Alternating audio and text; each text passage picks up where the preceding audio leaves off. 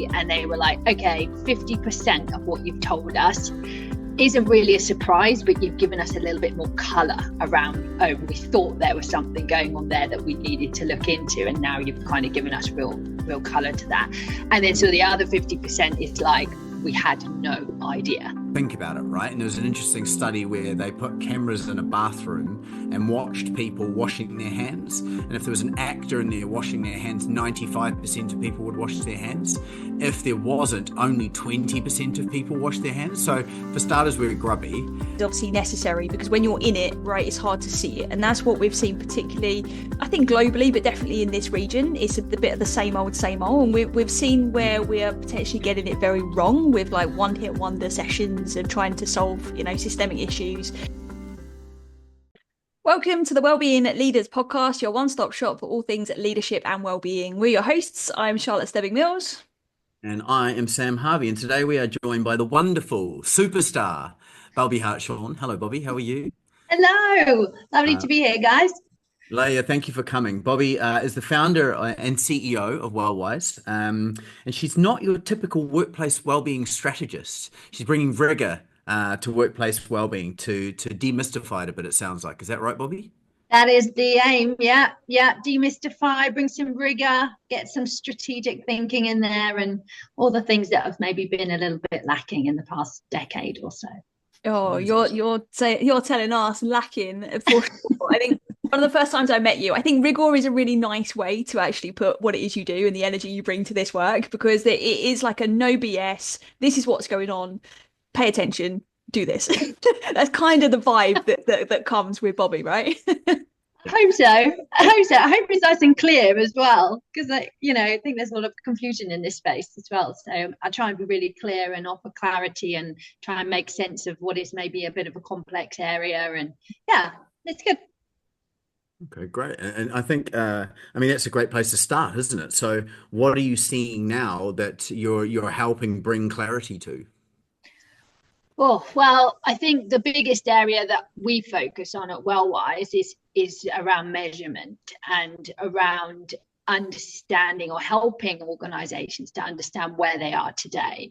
And I think that's really something that's been, I think it's probably been two areas in that have been a bit weaker. One is that it's not really been happening at all. So people have been doing things like employee surveys or employee listening or focus groups and all that stuff, but they've probably not really been asking the right questions about a broad enough set of factors. So they tend to talk about things in isolation.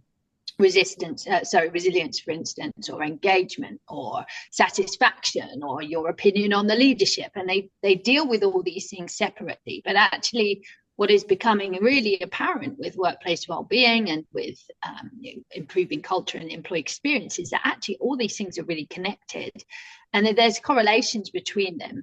So what we're trying to do is help organizations to get much deeper insight into what's happening in their business, and then also why, right? Why are people dissatisfied? Why are people disengaged? Why does that team have a much lower score than that team? What is it that's driving people away from your business from a well-being, employee experience, cultural perspective, so that we can really drill down to quite a detailed level where we need to invest our time and energy and resources to address those issues. So yeah, I think it's bringing in the measurement in general, but then making sure that measurement is incredibly rich, incredibly rigorous, and really directive. I think a lot of the existing sort of solutions that people have been using, they often get results, but they kind of don't really know what to do with them, right? So we take it that one step further, offer them those insights, those strategic recommendations, that guidance into the next phase, really, which I think a lot of HR departments sort of have a go at and have lots of good intentions, but maybe lack some of the professional experience and knowledge to be able to do that really effectively. Nice. I think you're so right in it's lacking some of that professional experience, as much as there is experience in the certain functions that people have within the organization, bridging those gaps and the things that happen in silo, like you've just mentioned, like there isn't like one school for that. And comes with time. So tell us a bit more perhaps about the professional experience that you have got that you're bringing into this space, but also how does then the diagnostic help an organization to perhaps bridge some of those gaps? Okay, so I came at this from a really unusual place, which I actually think has been really helpful, because I think the sort of HR world, I suppose, has become the phrase well-being, workplace well-being, employee well-being has all become very misunderstood, very conflated, very downgraded, cheapened, I would even say. And so, having not come at it from that angle, I haven't kind of been bogged down with that weight, I suppose, and been able to look at it more fresh. So I actually come from university space and the student space, higher education, where I did a most significant piece of work I did in this space was to actually build an operational student wellbeing strategy that we rolled out across our student residencies around the world. So it had to be culturally adapted, it had to be able to be delivered by people on the ground with not a lot of experience, etc., etc. So and that ended up going on to become the foundation of the brand of the business. But that aside, what I think that experience brought me was how to actually operationalize theory and science, B, how to do it in a way that actually, I'm not going to say dumbs it down, because I'm not going to suggest that people are stupid, but just in a way that makes it, I guess, more accessible and simplifies it, etc. So that was a really important lesson that I learned in that process. And also, I think one of the funny things that has come out of my work in universities is that I became very aware that those young people were about to hit the workforce, right? And they were going to come with all their Gen Z ideas, and soon it'll be Gen Alpha, and that wasn't going to fit very well with the existing sort of status quo in business. And that's exactly what we've seen. So I suppose sort of that generational experience is also really sort of helped me here. In terms of the diagnostic, it's really about pinpointing those pain points in a business, uncovering hidden risk. So for instance, we just worked with a client and they were like, okay, 50% of what you've told us isn't really a surprise, but you've given us a little bit more color around, we thought there was something going on there that we needed to look into, and now you've kind of given us real color to that. And then so the other 50% is like, we had no idea. This is a real surprise, this area of our business, this what we were doing here. And sometimes those were positive things, right? They had certain really positive outcomes that I was like, you need to lean into this harder, because people are appreciating what you're doing here. It's driving good behaviors, it's driving good relationships, etc. So lean into that. But these areas, and they were like, whoa, we thought we were actually really good at that, but turned out it wasn't actually translating on the ground. They weren't able to get it filtered down. So I suppose it's that level of insight that our diagnostics give. That the other day somebody actually said it back to me, and they went, oh, it's like an MRI scan of a business. And I thought, oh my goodness, why have I never thought of that? And I actually said, do you mind if I just kind of steal that and coin it, because it's so true. It's like, okay, we've looked inside, we've lifted the lid, some of it's pretty ugly, right? You've got a risk of heart disease over here, you've got kidney failure happening here, you've got, a suspicious growth down here, but actually be able to show them exactly where those pain points are, whether that's amongst particular departments, whether it's amongst particular demographic groups, so that because I think a lot of the big problems really in this space is that it's all been very generic. It's all been very like one size fits all. We just buy a solution for the whole business, throw it at the staff, and whoever picks it up, and whoever doesn't, right? And that's why we end up with engagement rates of like 2 to 12%. So this is really about helping organizations to pinpoint those challenging areas, to identify their at-risk groups, and then to put all that time and resource and energy exactly where it's actually going to make a difference and move the needle. And that might not be about buying an off-the-shelf solution. It might be about fixing something internally, which is much more sustainable and usually easier to do longer term. So yeah, that's what we're doing, and it's all very exciting, and it's all really cool to see the difference that we can make, really. Love that. And I'm interested, Bobbi, like what was you've talked about your previous life in universities. What was the kind of catalyst that led you to this? Oh, well, I hate to say it, this is just so damn cliche, but the pandemic, because basically, well, two things happen simultaneously. So you imagine I work in student accommodation and suddenly universities are shut down and international students all fly out back to their home countries, not having any idea when they're coming back. And that essentially put a huge strain on our industry. And so, unfortunately, I was the product of a redundancy in that space, because although the work I'd done was really great and was actually supporting them through that very difficult time, I'd kind of done it all. I'd got a team now who were running it, and I was, I suppose, surplus to requirement. So that sort of led me into going, well, what next? But COVID then was the answer to that, because what I sort of realized was, hang on, a lot of the work that I've just been doing with these young people in universities is actually, A, those young people are about to hit the workforce, but B, all those stresses and strains and work issues and life issues that students were facing were now emerging in the workplace, right? Or had always been there, but were really starting to become more prominent. And as we've seen, you know, the health and well-being of the working population has just systematically declined year after year since the pandemic, but also prior to it. And so we knew that this was a problem, and I realised that a lot of the work I'd been doing with young people and the sort of operationalising of this topic and the making sense of it for people and the measuring it could all be supported in businesses as well, could be really great in businesses. So that was really the leap. And I had a bit of an epiphany moment whilst hiking in Cape Town. It's like, I know what I'm going to do.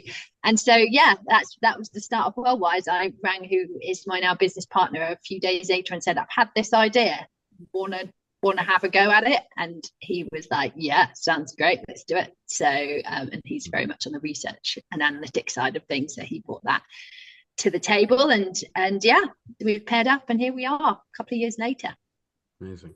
What I really like is that it's from a unique perspective, and which is obviously necessary, because when you're in it, right, it's hard to see it. And that's what we've seen, particularly, I think globally, but definitely in this region, it's a bit of the same old. And we've seen where we're potentially getting it very wrong with like one-hit wonder sessions of trying to solve, you know, systemic issues. We've also seen, you know, the rise in let's do this survey and get this certificate to say we're amazing, to feed into the employee value proposition, which we had a great conversation with Sam Browning on actually earlier on the podcast. So it's worth any listeners, if you're curious about that, go and check out that episode. But what I'd really like to dive in on with you is, like, with what you do, it's not just another survey and you get a certificate at the end of it. It's really something that could really start to create change. But what I'm really curious about, I'd love for our listeners to hear more about, is then what happens next? Like, what does that employee experience then lead to? Okay, so yeah. So first of all, there are no shiny workplace well-being quality marks with the Wellwise system. Maybe one day, but it will be incredibly rigorous. There will be absolutely no space for pay to play. You will actually have to prove a certain high level standard to get it. You know, that's the only way we can really create change here. And if the demand is there and people say, you know, this is great, but I'd really like to be able to have this work acknowledged, then we'll find a way to do that. But for now, it's just about giving you the insights and giving you the knowledge to make the next move. The next move, or what that looks like, really depends what comes out. We assess 64 different areas in our survey and in our system. So really what we're doing is we're pointing to priority areas, right? You can't fix 64 things simultaneously, and you're probably not going to need to. So how that plays out would really depend on the result. But really what we're trying to do is, and also the degree to which we get involved in the next section part of the program, is again ultimately up to the client, because they may well have in-house support or expertise that can do a lot of the things, or they may have other preferred suppliers that are helping them with different things. But of course we can also offer that level of consultancy. In terms of the employee experience, I actually pair up with another great I suppose, HR celebrity in the UAE, Sylvia Ola, who's an employee experience expert. And we sometimes get together and we'll try and build well-being into the employee experience. So she's really great at like mapping out touch points for onboarding, offboarding, progression, all of these things. And then I kind of pair up with her and go, okay, so if we just take this up a notch to think about the human aspect of this and who's being impacted by this. And, you know, let's think about onboarding. Everybody plans onboarding for the person who's being onboarded. But what about all the people who have to support that process, the managers, the other team members, the other, you know, there's a lot of people that get involved in onboarding, right? Yeah. So for us, it's about helping organizations to just amplify those things that they're already putting time, effort, money into, and just taking them up a notch or two and thinking about that human-centric element of it. And it can be other things, you know, Sam, it could be leadership development that's come out as a profound priority. People don't always think of that as like well-being or workplace well-being stuff because they've been too busy thinking about health and finance and all those things. But actually, you know, great leadership and great management is absolutely essential to this space. So then we go and help the client to find excellent providers in that space. We don't profess to be experts in absolutely everything that's connected to building a great employee experience or everything that's connected to building great workplace well-being, but we understand it enough to be able to recommend great people into that space as well. Love that. It's key, isn't it? It's a big part of these kind of businesses is actually being able to say, no, I know the right person, and not trying to be the person that says, I know everything, because people see through that immediately, don't they? Well, and also sometimes they don't, Sam, and that's even more worrying, right? Yeah. Because they'll just go, well, let's just give everything to those people. And I've actually had in the past situations where I've turned work down that would have been, don't get me wrong, quite nice and lucrative, but I just knew I wasn't the right person, that I hold too much integrity to be able to start stepping into a space that I could probably do more harm than good, frankly. So I think that's the other thing with Wellwise is that we've created this network of experts and professionals across this whole raft of different areas, and we lean into them and we recommend them, and we know that they're great people and that they can be trusted to go and support our clients. So, you know, this isn't just about trying to build the empire of workplace wellbeing. We're really the starting point. We're the start of the conversation. We're the Alcoholics Anonymous, right? I have to admit I've got a problem. I have to see my skeletons in the cupboard to know then where I need to go next. And we help reveal those and then provide some recommendations around those. And then, you know, where appropriate, hand them off to somebody who's far better qualified to fix those things than me. I've never heard anyone refer to themselves as the Alcoholics Anonymous. That's the podcast title for this episode, I think. 100%. I think, yeah, we need to run a mile from anyone that says we can do it all. I'd be very, very skeptical. But I think there's a lot of pressure, isn't there? And it takes courage for a leader to turn around and say, we do have a problem in our organization, or maybe it's not even a problem, but maybe it's something they want to accelerate and enhance, right? It doesn't always have to be about fixing a problem.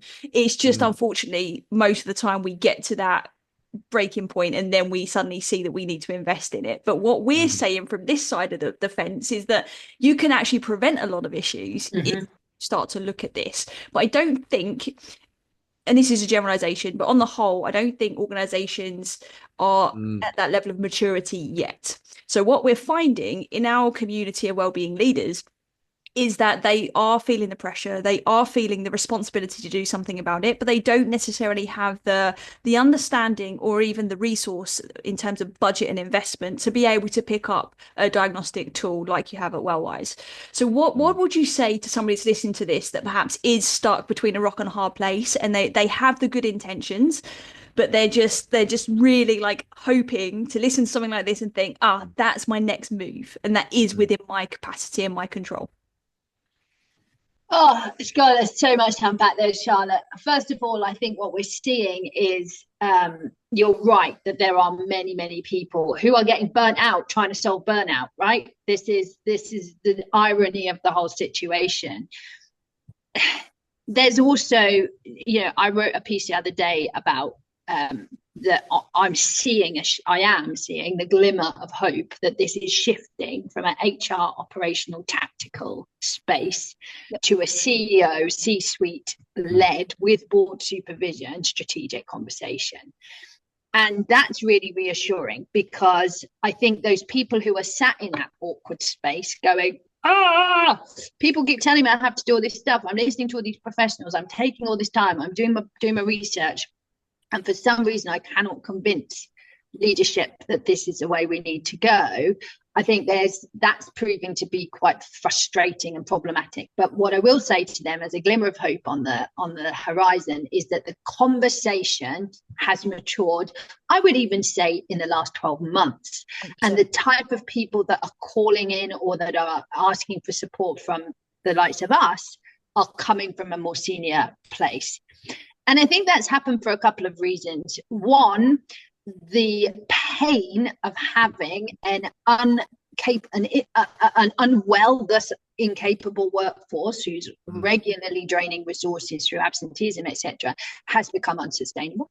And that also means that they can't innovate, they can't create, they're difficult to work with.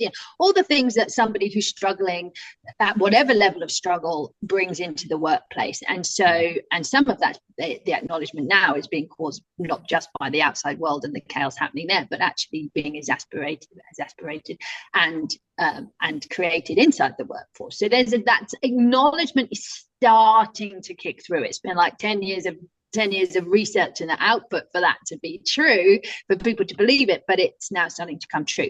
And the other reason I think that's happening is because senior leaders are getting burnt out, right? Yeah. And they're getting burnt out not because necessarily just their well-being is bad, but because trying to run a business where it's people in, people out, absenteeism this, turnover this, retention issue this, blah, blah, can't get any stability in your business. You're on a downward spiral. So your best people who are kind of the most energetic and want to get the most out of work are going to hop it first because they've got the up and go to go and do that.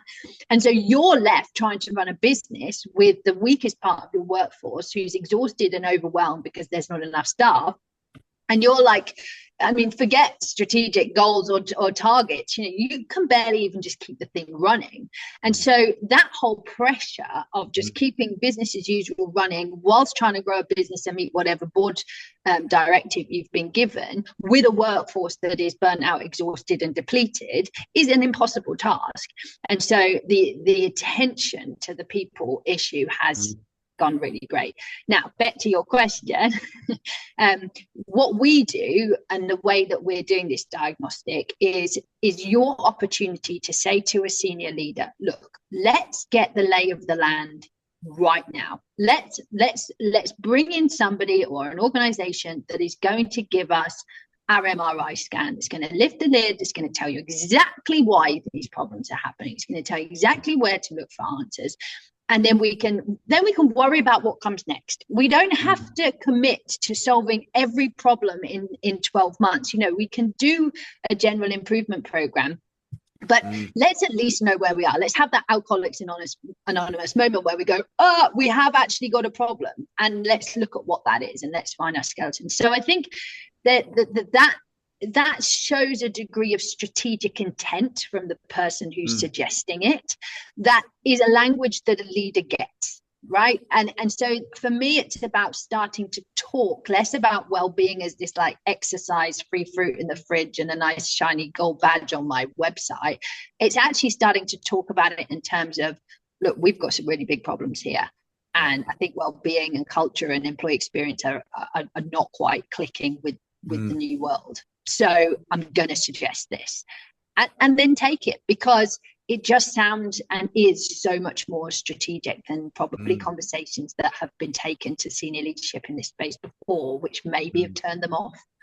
Yeah, really, really good. And I wonder, like, as you're talking there, I was wondering what successes you've had and what successes you've seen. Oh, successes, lots.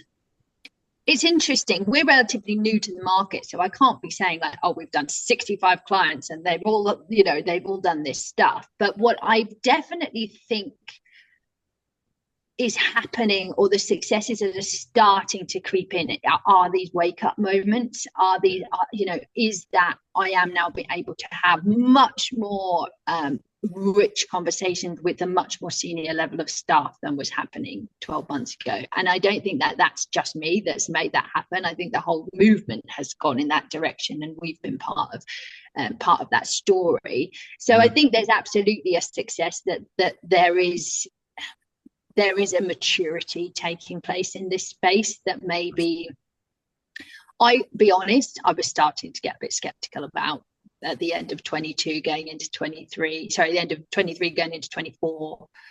I was like, this is like pushing rocks uphill, but it's turning, right? It is turning. And then in terms of my own successes, doing your first client, right? Doing your first client is literally the most terrifying and exhilarating thing all at the same time, because you've built this thing, it's your baby, you totally believe in it, you've done all your research, you've put loads of time and hours and effort and money into it, and then somebody actually has to use it for the thing you designed it for. And it worked. It absolutely worked. I mean, this was an organization that had used very, very well-known surveys, and that lots have come, and they said, you know what, we're going to try something new. And they've been blown away by what we were able to show them. Amazing. Richer, deeper, more helpful than what they were getting out of, the big brand name stuff. So that first client was such a success, but also taught us a lot, right? Taught us, that didn't quite work, or we've got to fix that up, or found a little bug there. But that's all part of growing a boutique startup business. Yeah, nothing that shut the whole thing down, but just let's improve that, let's sharpen that, let's do that. And that will be a continuous improvement journey that goes. But yeah, I think that first client has got to be ka-ching, yay. Yeah, I love that as well, because some of our community are external providers that support organizations as well, and it's a big part of that journey, isn't it? And it's like being able to then adapt and level up even more, and you really kind of find your groove. I know you can't share the perhaps the names of companies that you have worked with, and I'm glad that we haven't, because what I'd love for you to do, if it's okay and appropriate, is to share perhaps some of the surprising findings. I know you said there were some things that surprised them, but was there anything that also surprised you from what you was expecting, given your experience and your kind of nuanced thinking in this space? So that is a really interesting question. So what came out? Well, in what we were able to show this client, or what we'll be able to show any client, was the factor. So we give scores or results, I suppose. It's not a score because it's not a test, but it's a result. And what we were able to see very clearly using our analysis is that certain factors were having a bigger impact on the result. And then certain factors were higher or lower scoring. So the priority areas then were easy to identify, because they were the things that were the lowest scoring, highest impact, right? Because you've got the biggest room to grow, and it's going to have the quickest impact on driving the score. So there were sort of 5 or 6 things that sat down in that bottom right corner of that quadrant. The things they didn't really surprise me what came out. We divide our survey into 2 sections, or our investigation into 2 sections. So we have a whole series of employee factors, things like health, engagement, positivity, connectedness, etc. All the things that you need as an individual employee to have high well-being and performance. But then also we look at the organizational factors, so bureaucracy, culture, communication, leadership and management, all of that stuff on the other side of the coin. What was interesting was that a lot of the stuff that came out as weaker was actually the employee stuff. But it was employee stuff that was being impacted by organizational stuff. Yeah. So for instance, work-life balance, or balanced lifestyle as we called it, it was struggling, but it was not that people didn't know how to exercise, how to eat properly, how to sleep properly, how to build a good relationship with their children and their family. They just were overwhelmed with spending too much time commuting, too much time at work, feeling like they had to take work home, bringing those stresses back into the home place. And that was so that was a healthy factor that you would assume, okay, let's go fix everybody's nutrition and sleep. But it was actually a healthy factor that was being determined by behaviors within the organization, cultures within the organization. So, and we've seen that many times before. We talk about work-life balance a lot. So that's interesting that it was those things. And then so when we were able to identify at-risk groups, so people who significantly considered leaving, we've identified certain tenures that were higher risk. So, again, I won't get the details, but some tenures were higher risk than others. And also some some teams, under certain managers, we were able to start comparing, well, what are high scoring teams doing differently to low scoring teams? What are the things where are the grumbles? So we were able to really point to stuff that people at risk of leaving this business, and probably lots of businesses, were struggling with. And a lot of it was related to my sense of career development, my sense of being able to progress, my sense of being treated fairly by my manager and having the same opportunities. And that I talk about all the time. I always talk about you're in your healthiest zone of well-being when you're just stretched just beyond your ability, right? You need to be feeling like I'm using all the skills I've got and gaining some new, but you're not like 20 feet away and completely overwhelmed. In the growth zone, not the danger zone, right? Yeah, exactly. So growth zone just nudges past comfort, right? So I think that was missing in this for these people, not across the whole organization, but for these at-risk people. So it was definitely interesting, and to be able to point out locations that were struggling, particular teams or departments that were struggling. And the other thing we discovered, which I thought was really interesting, was that where we've been able to look at team success or team scoring, team outcomes, that penetrates down. So if you've got, let's say, a leader with 10 direct reports, and each of those direct reports is a manager of a team themselves, generally weaker leadership led to weaker management. Generally, there were some exceptions. There's always exceptions to the rule, but we did see that those behaviors or those things were pressing down lower into the organization. Yeah. Which just tells you how critical leadership and management and human-centric leadership and management is, and how easily people below you will copy your behaviors, because they'll say, that's what got you to where you are, so I should do the same thing, whether it's healthy, unhealthy, good, bad, or the other. So that stuff, the role and the influence of leadership and senior managers really came out.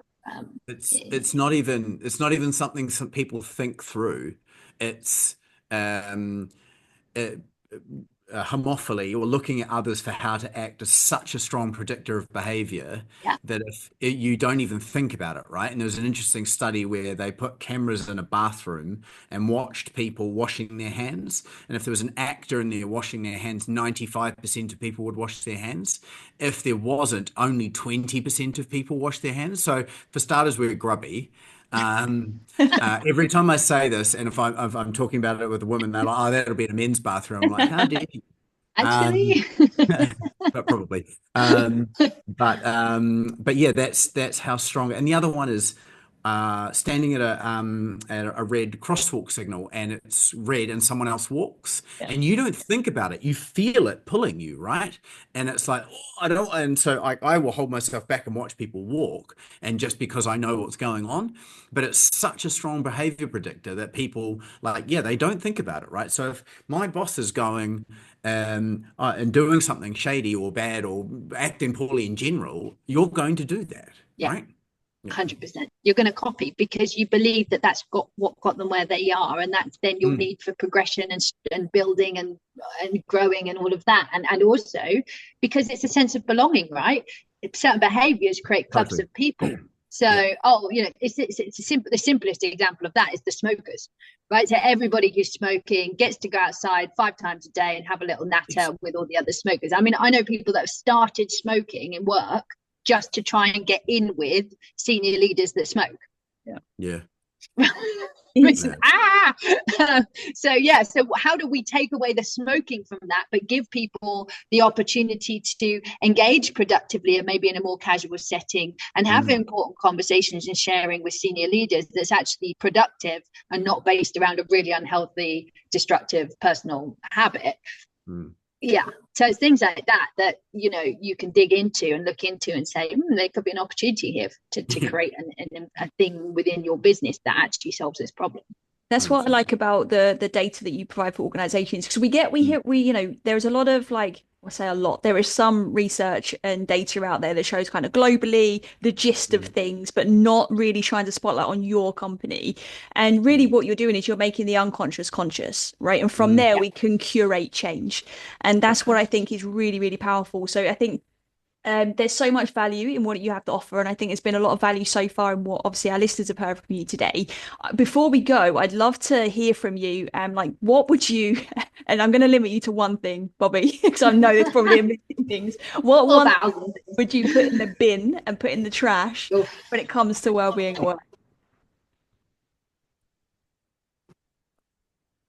Well, picking up, I've got three, but I won't say them all.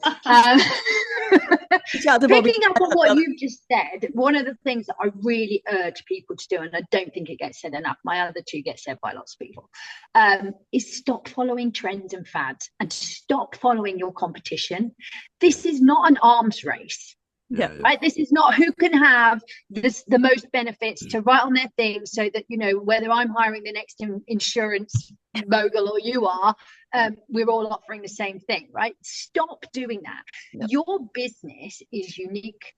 It has a unique culture. It has a unique industry. It has a unique location. It has a unique set of clients. And all of that significantly changes the pressures, the challenges, the opportunities, etc., that exist in this space at your business. And what works for Google ain't going to work for, Apple, for instance. They're just different. So by all means, get a lay of the land. By all means, look at what's available. But don't just blindly copy it in the bid for this kind of weird benefits arms race, because that is not helping you at all. That's just an expensive way of not solving the problem. I feel like arms races should be in the bin too. So let's just pop them in there. And what about for the win, Bobbi? For the win, emerging? It's got to be. Look, it's me. It's got to be measurement. It's got to be starting from. I mean, in any other strategic mission in a business, you go, where are we today? A, where do we want to be tomorrow? B, there's our vision and our mission. Okay, what's the roadmap to get there? And it seems to me that historically, Wellbeing just missed all of that. It was like, we don't really have a B very clear, and we definitely don't have much of an A, if any at all. But we're just going to use hearsay and guesswork and the latest trends at the conference and throw that at these vague problems we think we've got that we don't really know how we want to fix or what they're actually going to do in our business. And then we're going to spend some money and then wonder why the CFO is questioning our budget at the end of the year. So that has to be the measurement piece for the win, because it sharpens everything up. It gives you strategic direction. It gives you a clear place to spend your money. It allows you to measure whether spending that money has actually yielded any outcome or positive behavior change, and suddenly the whole thing's accountable in a way it never was before. So strategic measurement is in for the win. Following fads and arms races are out in the bin. Love that. Nice. Brilliant. Bobbi, it's always a pleasure talking to you. I always learn something new, always have a laugh at the way you describe certain things. Sometimes you know how to verbalize things that I think in ways I'll never be able to. So thank you so much for, again, sharing your time with us today on this podcast. And for our listeners, where can they come and find you? Oh, Well, LinkedIn. I'm a big LinkedIn person. I write lots of articles, so come and check out my LinkedIn. Subscribe to Wise Talk once a week, and also I'm starting some new talks. So I'm going to be available for hire on key speakers and talks and things like that. I'm doing some stuff around inspirational things, so just being a bit of a female founder pioneer in this kind of trying to break the status quo space, and what's that like, and what resilience and kind of tenacity do you need to break the mold. And some personal sort of burnout journeys around that as well. And also just some more kind of, I guess, strategic business stuff, a bit like what we've been talking about today, and how do we engage leaders and all that kind of thing. So yeah, if you're interested in any of that, give me a shout. Otherwise, Bobbi@bewellwise.com is my email, and I look forward to hearing from you. Amazing, Bobbi. And yeah, thank you again. Just to echo Charlotte's thoughts. If you're enjoying the podcast, please like, subscribe, share it with your colleagues. And you can also check us out to find more about our events on wellbeingleaders.me. And thank you again, Bobbi. Thank you for having me. It's been great. Have a great day, guys. You too.